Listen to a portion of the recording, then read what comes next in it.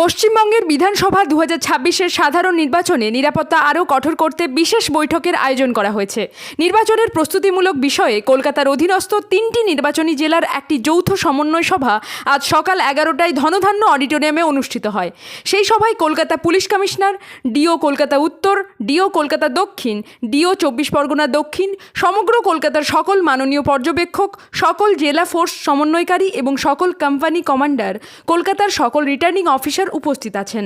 কলকাতার প্রতিটি বুথ বিশেষ নজর দেওয়া হচ্ছে কমিশনের পক্ষ থেকে। সেই কারণেই দ্বিতীয় দফা নির্বাচনের আগেই এই জরুরি ভিত্তিতে বৈঠক।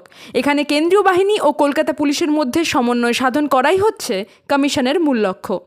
ব্যুরো রিপোর্ট, বাংলার কণ্ঠ।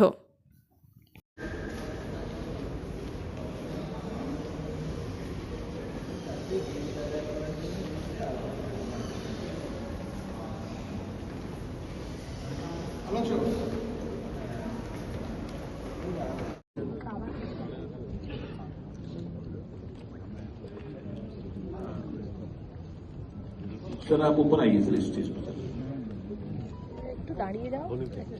मीडिया प्रेस आपको जो भी बैठते हैं वो बाद में लेंगे, आप ये प्लीज सुपरविजन सतीश साहब है, चार्ज इंस्पेक्टर राजकुमार, मेरा नाम राजकुमार। ठीक।